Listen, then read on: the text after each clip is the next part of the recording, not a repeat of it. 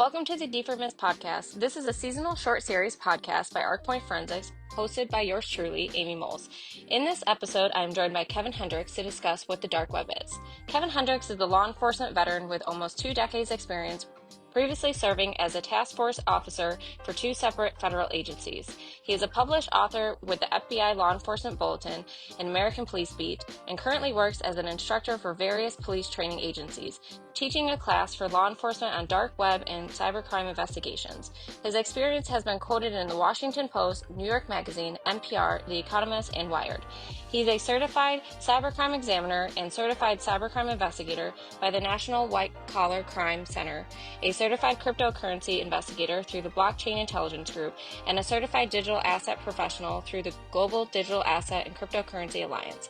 He is recognized as a subject matter expert in the field of dark web investigations by the Department of Defense, and he is the founder of the nonprofit Ubivis Project, StopDarkWebDrugs.com. Let's go with the the company logo, or is that something totally different? Maybe we'll see. I don't know. That could be part of it. Maybe I just Is it? enjoy No? sea life, Maybe I'm a seafaring person. Oh, okay. All right, fair. I'm a reindeer. Long time ago, I started out as an intern at the NCFTA, which is this basically nonprofit organization that sits between private and public sector. And they used to do dark web investigations. And I did one dark web investigation in my life. Mm. So, So you were yeah. NCFDA out of Pittsburgh? Yeah. Yep. And you're saying, all right, cool. Yep. That's where I say my career started, because I quickly found out what I liked and did not like about being an investigator and analyst. And I was like, okay, this is what I like and don't like. So As soon my as investigation was dealing with like an FBI case, which was cool. that Yeah. I was going to say that you did one investigation and did the Nick Offerman where you pick the computer up and throw it in the dumpster after you went on the dark web one time. I mean, pretty much. I didn't know what was there. Like, obviously, imagination is like, it's the dark web, black market, all this other stuff. Like, what is there? What is it? And I quickly found out, and I was like, wow, you see a different side of humanity that you just didn't want to see. Mm. So So it was CSAM related, I assume. the case I was working was not CSAM related, but I felt like there were so many different things that this actor was involved in that I just saw things I just did not care to see. Interesting. Yeah. Okay. So I guess what drew you to, what is the dark web, and what like drew you to dark web investigations? How did you even get started in this realm? So I was assigned to an FBI task force back in 2014, and the nature of what I was going there for was for child exploitation. And at the time, there was a very big initiative towards the various darknet forums and the darknet sites that were hosting the child sexual abusive content.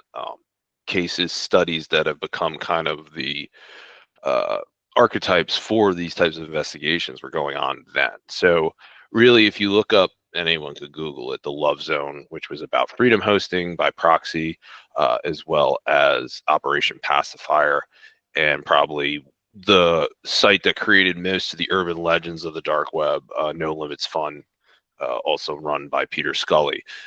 Those cases were going, so I was kind of thrown in that regard, where I got there and they're like, hey, listen, we're going to be doing these darknet related cases, these dark web cases, and we're bringing you on, and pretty much here you go. And at the time, and being in the space where you were, you could attest, there wasn't very much training available, if that made sense. Like a lot of the stuff Not at all. a lot of the stuff that was going on was kind of like fly by the seat of your pants. There may have been some like very minimally available training, more reserved for the Department of Defense and like the intelligence community aspect of it, where there'd be counterterrorism related investigations for the dark web. So at the time when I got there, it was really like, all right, you're going to have to learn, you're going to have to learn quickly. And also there's these things called cryptocurrencies that you're also going to have to learn, because a lot of the actors are paying for this stuff in crypto. And I want to say in the contemporaneous time frame, the exposure that the Silk Road had gotten, where all of a sudden, Vice News and all these other more tech-oriented, hip publications were publicizing about Ross Ulbricht and the Silk Road. And that case really unfolded in the same time frame as all these dark web child exploitation cases were unfolding on the dark web on the Onion Router tour. So for me, I really had zero familiarity with it. I had a fraternity brother who was ordering drugs off the dark web, I think since like the dark web came about. And like he had told me about it, like this is where he buys his weed and stuff. And, I never really paid attention to it beforehand until next thing you know, it's staring you in the face and you got to tackle it. And that was really when I got interested. Like I was like, this is, I think that this is very unique. I think that this is something where I can really focus a lot of my drive, especially being in law enforcement, where I started in the uniform in the car, right? Like that's where my career started, and I didn't have any type of real investigative training on the cyber front. I mean, I guess I'm versed in computers. I have been a music producer since I was 17 years old. So I have familiarity with computers, but not so much so for the investigative side. And when I got to my position at the FBI task force at the time, that's when I was like, you know what, this is something where I really want to focus my attention. This is something where I want to pursue as much training as I can get, what's ever available to me, whatever doors could be open because of my task force position. And I just never looked back. And now, 10 years later, different laps around the course with various alphabet agencies, I'm still doing it. And yeah, it's interesting. It is interesting. So you've seen like all sorts of different types of cases and activity that's on there. What is the most common activity that you see on there? Like, what's Mm. what's Monday? So I would say the lay person for the dark web probably uses it to buy drugs. Like, I'll be very honest. Like, if you were to say, like, my neighbor is all of a sudden interested in the dark web, it's like, okay, well, they're not on there to circumvent any type of censorship, right? They're not they're not on there because they're worried about an authoritarian regime monitoring what news sites are going there. They're on there for a specific reason, right? I would say probably the layperson is drugs, but also fraud is very high up there. Carding, stolen credit cards, things of that nature. I would say kind of go hand in hand. I would say that Okay. I would say the presence of like child exploitation, child sexual abuse material, since I started investigating this stuff 10 years ago, I think it's become very much its own little fiefdom on there. It's not very easy to come across.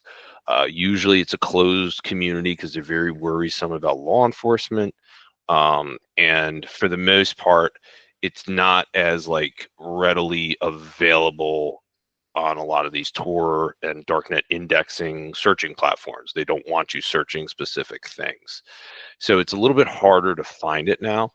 But in the same respect, the platforms that are out there like Discord and Telegram and all those other channels where the stuff's being traded currently, that wasn't around back then. So I think like it's kind of gravitated away from that darknet space to the more open platforms like Telegram and Discord and even Mastodon and all those things that are divorced from the darknets.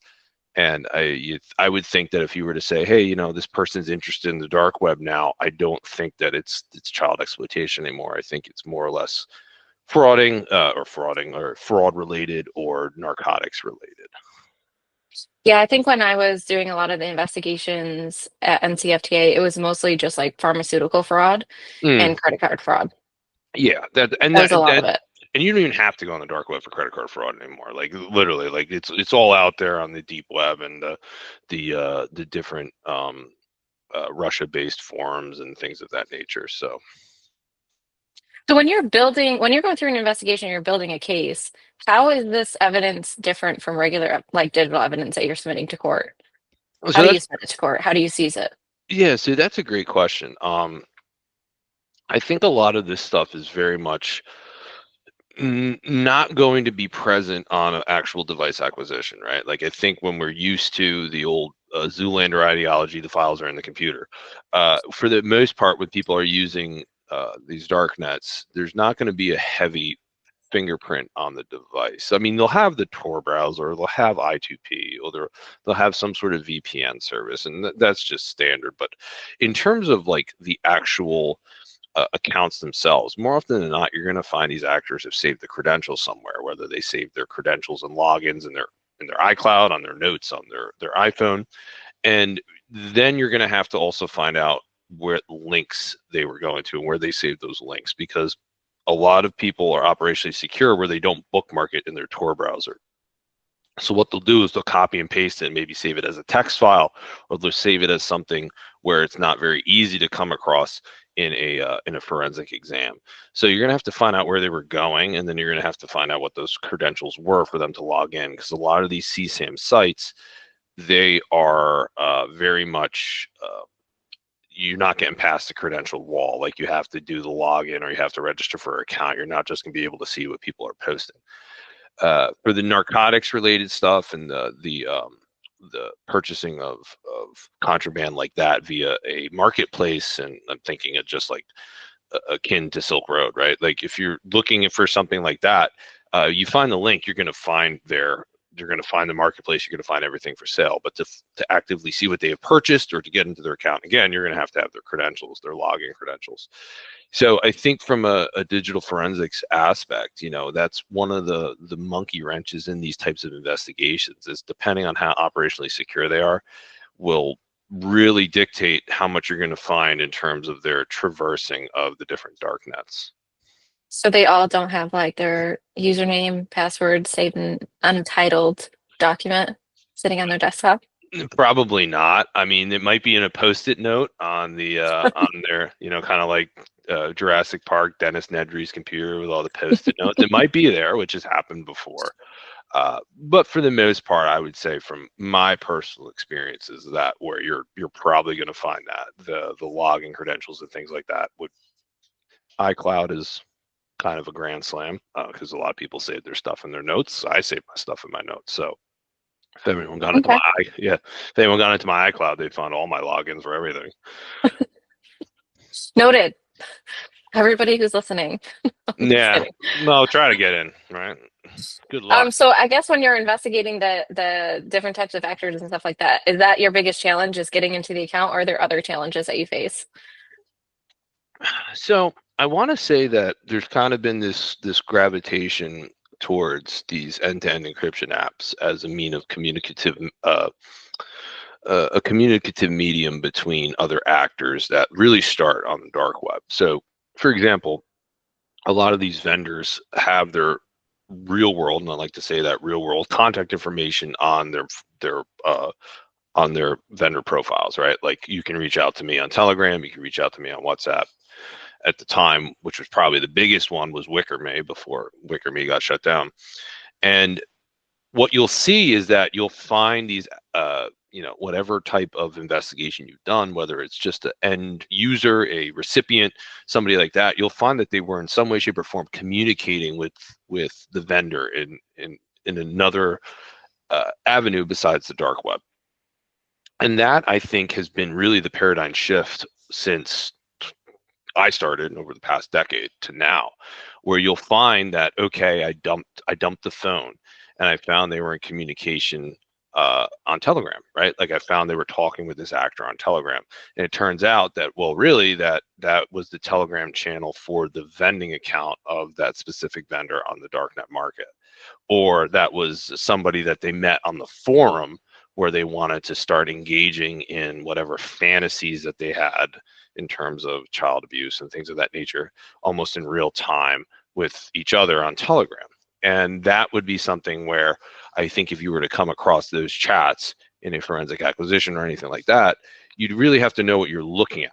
Like, you'd have to know, like, okay, how did they randomly come across this user? And more often than not, if you scroll back far enough, they'll be like, hey, it's me, Joe Smith from this darknet forum. I saw your profile and I saw what you have. Can we talk more on here?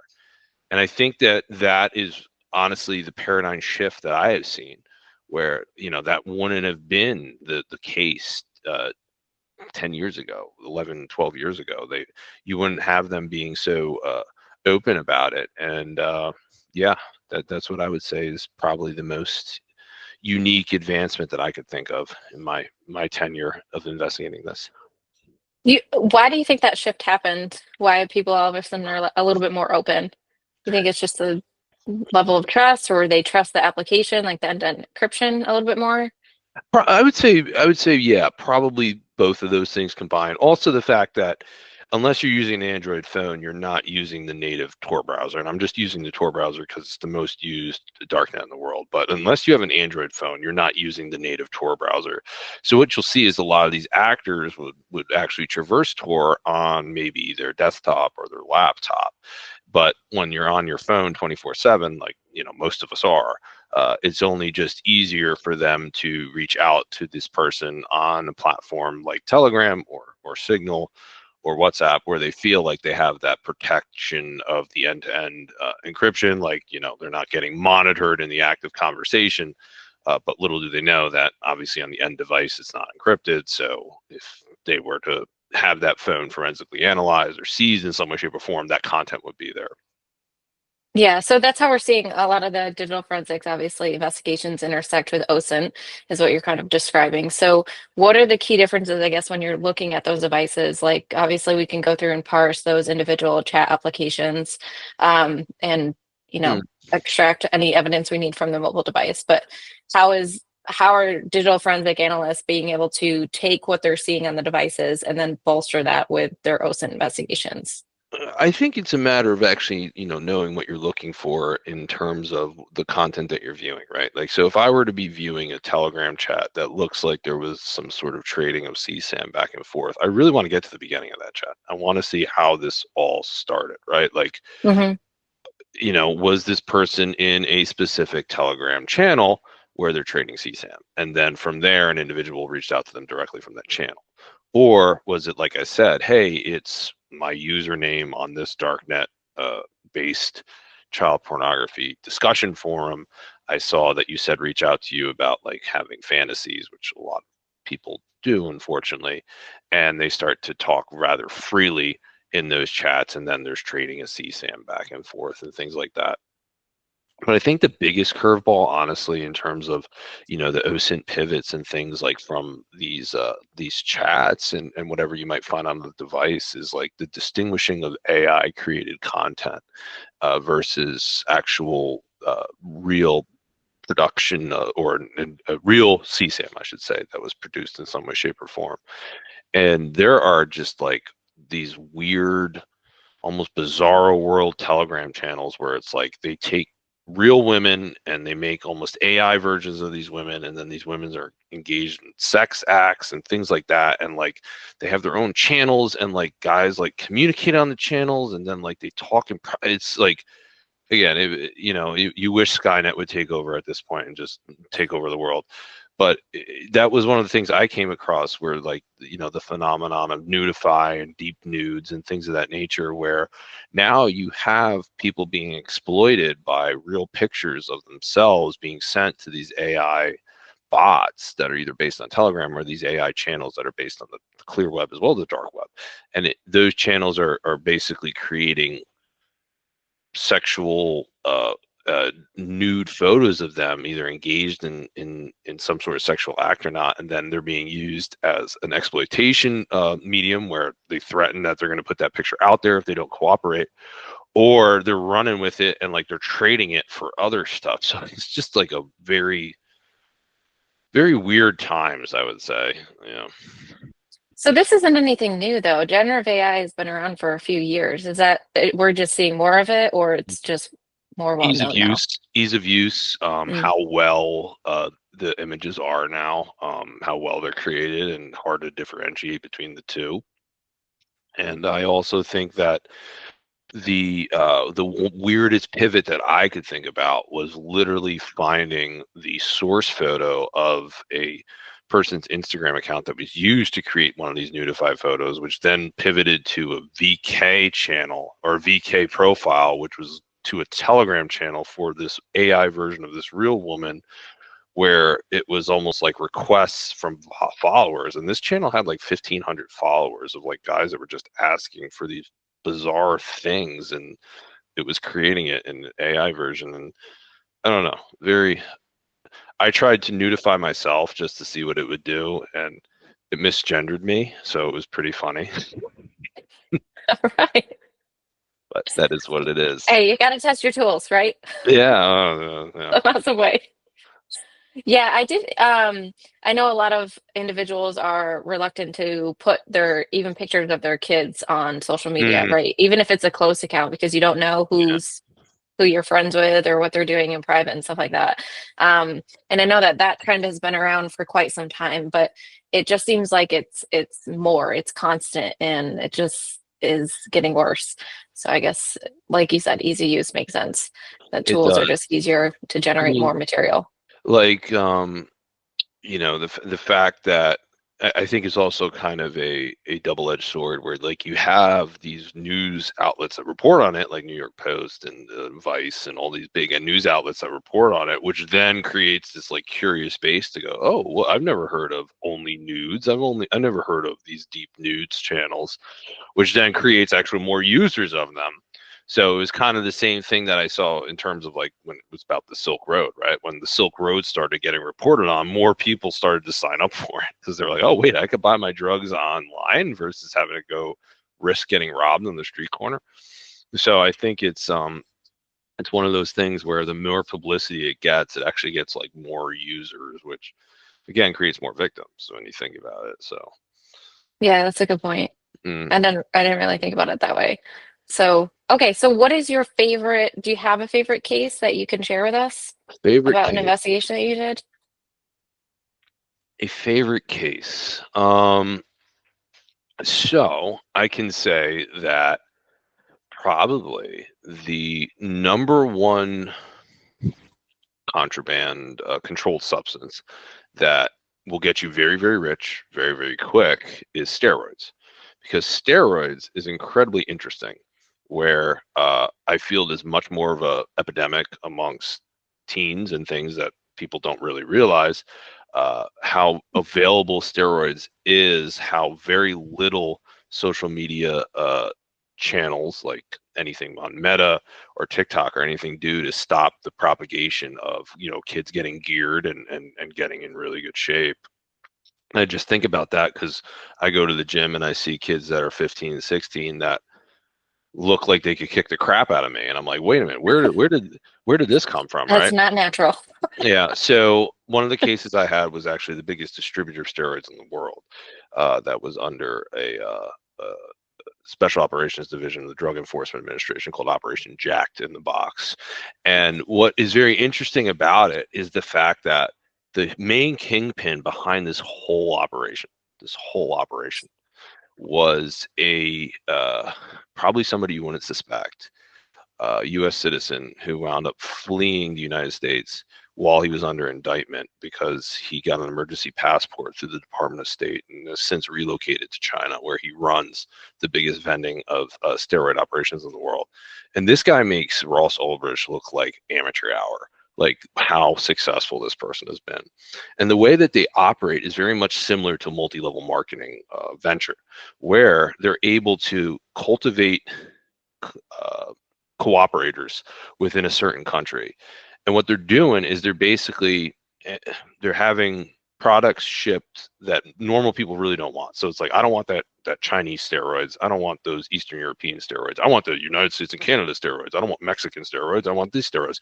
So what they're doing is they're literally shipping all this stuff in bulk, and then they're rewrapping it in like packaging to make it look like it's domestic. So it's like almost this ingenious venture where you have a lot of quote unquote affiliates, that's what he calls them, getting very rich too. And you have this lack of prioritization by law enforcement, even on a federal level, um, to go after this stuff. And like, you'd be surprised when you pop one of these affiliates and to see their mailing list and the thousands and thousands of mailings that were going out. And it was funny because I wound up working with a DoD partner about stuff that was going to the bases. And what I got told by this one was that they don't like it when we pop these guys because they're mainly SF dudes, and like now we have to do something with them. And it's like, okay, so like for me to say that that's the most interesting case I worked on, yeah, that's probably it. To see just the amount of steroids that were going out and like in a very short period of time, and to see how much money was being made, and then the lack of prioritization to actually go after these steroid guys, and the lack of prioritization to really treat it like contraband. Like anyone can agree, fentanyl and opioids and things of that nature, terrible. So if there were shipments like that going around, right, like this would have been treated like the greatest Oh uh, yeah. case, but it's because it's steroids. It's just like, you know what? Kind of like credit card fraud, right? Like, it's victimless, not really an issue that we want to go after. And yeah, I can say that that is the greatest case that I worked. I still have the guy's red notice hanging on my wall that he's never going to get extradited from China. But he had said in some previous conversations that he's got over $500 million, I should say. Correction, $500 million. Probably a lot more since Bitcoin has gone up. Since we've since November, Bitcoin's gone up astronomically. But he had openly said, like, I have enough money to disappear wherever I want to in the world if I choose to. So, Wow. So if he's making that much, how much are his affiliates making? Because you said that his affiliates are making quite a bit too, right? oh yeah, oh yeah, they're making a lot. There's a reason why the kid that you can't actually say kid, but that 20 something or Gen Z, or you can't figure out exactly what they do, but they're wearing like $2,500 Montclair jackets and driving a cyber truck. You can't, like, what does this guy do, right? Can't figure it out. No. He's an influencer. Yeah, yeah. Well, and you'd be surprised. Yeah, they intravenously do wind up getting in that space, in the in the space of the social media influencers and social media personalities. I mean, look, there's plenty of advocates out there for steroids, right? Like you'll have podcasters and things that say Jose Canseco wrote a book saying that in order for a male athlete to achieve his full potential, they have to go on gear. And I take very strong offense to things like that, because I've seen, like, in high school when I was there eons ago, 20 plus years ago when I was in high school, to see guys that were on the program, and to see that the coaches knew it too. Like, you're 16, 17 years old. You don't gain 50 pounds of muscle over the summer just because you're on the right diet, right? And it Yeah. wasn't, yeah, and it wasn't even looked at bad back then. And now, like, one of my friends who I wrestled with is kind of on hard times because of taking steroids back then.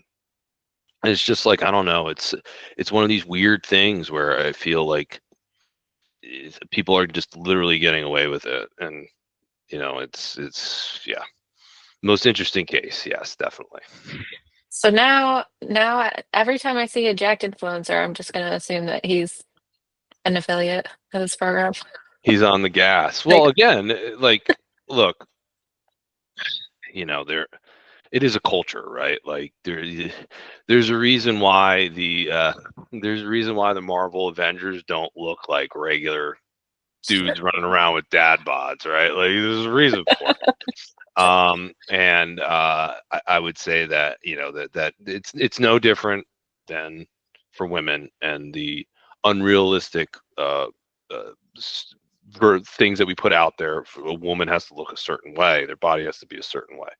And it's like, I also think that they don't realize that about young boys and men too. And the fact that they feel like in order to feel relevant and desired, they have to look a certain way. So being able to get in that space of TikTok and Instagram and stuff, where the scroll culture, liking culture, to have it be like, oh wait, this 16, 17, 18-year old is looking like this. Like, wow, I want to look like that too. It's like, well, newsflash, they're not just going to the gym. yeah, Nope, they're doing a lot of other things, taking a lot of other things. Actually, when I started bodybuilding, I created an Instagram account for it, and the amount of messages I got from people offering me steroids, I was like, what is You this? know, I was not prepared. I was like, what is all well, this? you know, I want when this you're, trash. and I kind of speak from it in a sense where no, I've always been a Giga Chad, so I've ever needed it, right? Like I always have been the man. I've never had to go on it, but for a lot of people, it's something where yeah, it's easy to go down, and when you normalize it in that sense, where you feel like, you know what, it's not as bad. I don't care. It's a controlled substance in a class, whatever, by the DEA classifies it as. It's very high up there, and you think of it along the scandals that we've had in our country. It's mainly with professional sports, right? Like Balco with MLB and everything that went down with Major League Baseball, and the suspensions that go out with that. And it's just like, well, why is it Major League Baseball? But when you look at the people that are really big, it's like basketball and it's football, right? Like, and then when you look at the comparative testing, it's like MLB players are tested how much more than NFL players, and how much more than uh, NBA players? Like, yeah, it's very much, I think, a very cultural thing, and I think that people don't realize just how damaging it is. Yeah. Yeah, it's a short-term effects for long-term health issues down the road, I feel like, because it does horrible things to your body too. It So, really does, and especially when you think that you're getting this great product, right? Like you think, oh well, no, this was made by Trend Labs USA. It's like, wait a minute, no, it came from China and it was repackaged to look like it, because that's really what it is, right? And there's no quality control. There's no like no. No, FDA seal not on on black market. No, there's no quality control, so I can guarantee you that. So other than that case, where do you see some of these other trends? Is that so, I mean, that's obviously still a hot trend, at least in the community I see, and that I'm a part of. But is there anything else that is evolving over the last 5 years that you've seen that's surprising? So the space that I think really blew up is really the KYC, defeating vendors, like the docs vendors, DOC vendors, and the credential vendors, in terms of the demand rising for it. Because now, especially with the protocols we have in place for opening online accounts, right? Like, what's the number one thing, even for like verification on LinkedIn? Well, we need your ID, we need your selfie, we compare the two, and then that's it, right? And pretty much there are vendors that have been extremely successful with all they sell is that. Like, here's the selfie, here's the ID, and kind of walking you through how you could trick the app into thinking it's actively scanning something. And that is probably one of the biggest trends, and one of the trends that are overlooked. And also the credentials, like when people are like, these are the login credentials for this, that, and the other thing. Like, all you have is the username, the email, and the password. And it's like that stuff in and of itself, being used in fraud, versus like, oh, I'm a hacker and I'm gonna get in your email account and send nasty emails. Like, no, like they're getting in there for the purpose of defrauding in some way, shape, or form. So I think personally that's probably the biggest trend that I have seen explode, where you never really would think about that about, I want to say, like 10 years ago, right? Like, you wouldn't think about like vendors that are incredibly successful not even making fraudulent IDs, just selling selfies and scans of passports, driver's licenses, as well as selfie with the document next to it.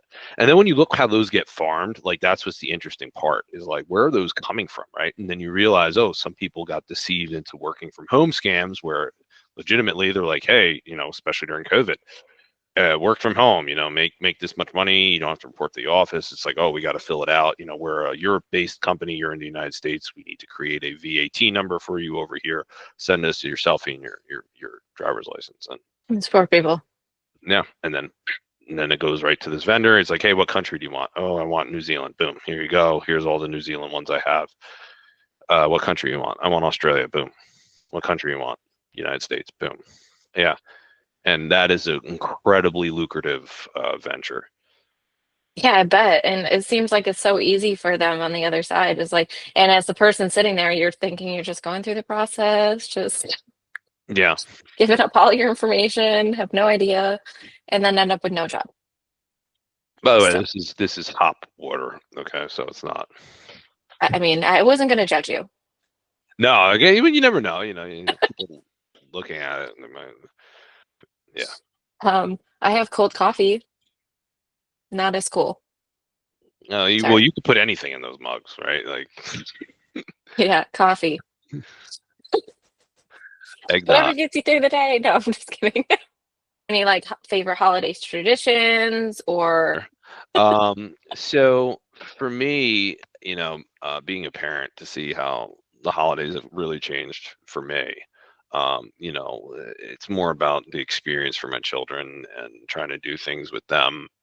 And I try every year because I have a 85 Jeep Grand Wagoneer with the wood paneling, and every year we try to get like kind of like almost the Christmas Eve vacation. Except I don't have the thing I was photo, just but gonna say, yeah, are you Clark?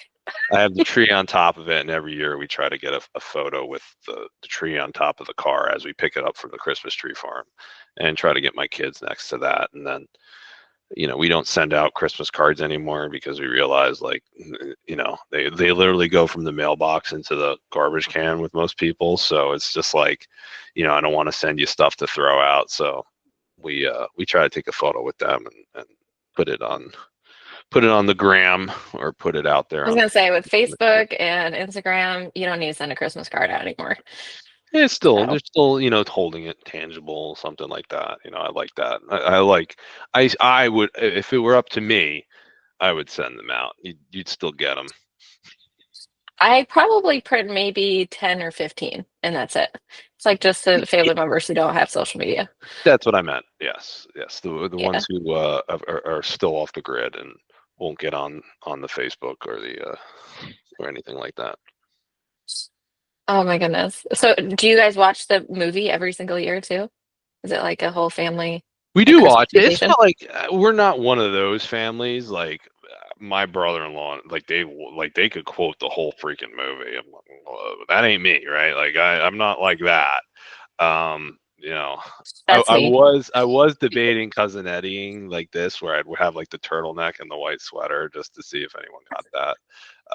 But yeah, I mean, we do watch the movie. My kids have really gotten into Home Alone. They like Home Alone. They find it funny. Um, they also like some of the I mean, Mickey's Once Upon a Christmas. There's really not a lot of kids like Christmas movies when you think about it. Like, I mean, there's the Santa Claus and there's all this stuff, but that's not really like kids, right? Like, there isn't like something like that. So we watch the standards, I would say.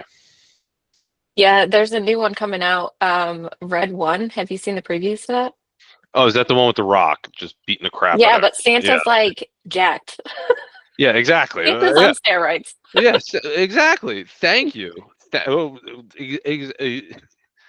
Imagine being Oh my gosh. a young lad and seeing that and going, you know what? I got to get on the gear. Then you have the affirmations of the TikTok people and the gram people going like, yeah, you probably want to get on the gear. So All right. Well, thank you so much for being on the podcast. I really appreciate it. I thank you, Amy.